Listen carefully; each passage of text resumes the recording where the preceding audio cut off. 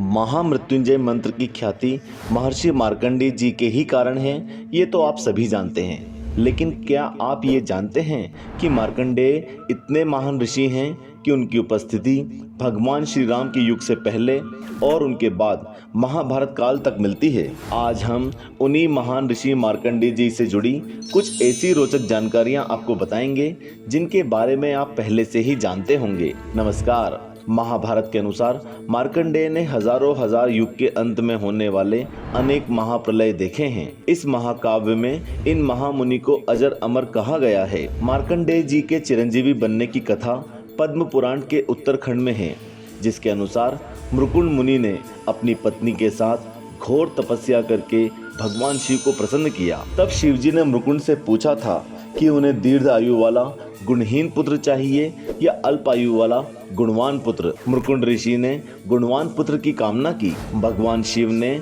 मार्कंडेय की आयु 16 वर्ष निश्चित की थी। जब मार्कंडेय का 16वां वर्ष प्रारंभ हुआ तो पिता शोक से भर गए। कारण पूछने पर जब पिता ने मार्कंडेय को अल्पायु की कथा बताई, तब वे माता पिता की आज्ञा लेकर दक्षिण समुद्र के तट पर गए और एक शिवलिंग स्थापित कर आराधना में जुट गए। तय समय पर काल या कहें यमराज उनके प्राण हरने आ पहुँचे। मार्कंडेय ने कहा, मैं शिवजी का महामृत्युंजय स्तोत्र पढ़ रहा हूँ, इसे पूरा करने तक ठहर जाओ। मगर काल नहीं माना और बलपूर्वक मार्कंडेय को उठाना चाहा। उसी समय शिवलिंग से महादेव प्रकट हुए और गर्जना करते हुए काल की छाती पर चरण से प्रहार किया।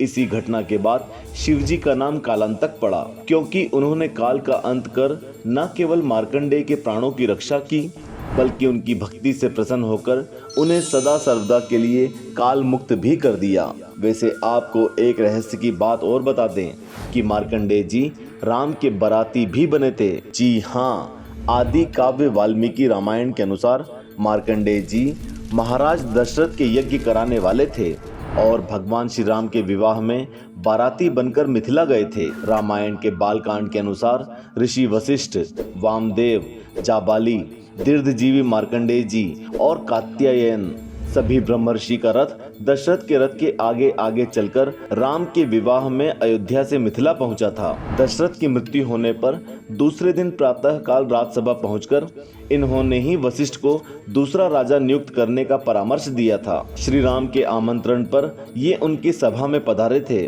और राम ने इनका सत्कार किया था। इतना ही नहीं, मार्कंडेय सीता के रसातल में प्रवेश के भी साक्षी बने थे। इसके अलावा महाभारत में भी मौजूद थे मार्कंडेय।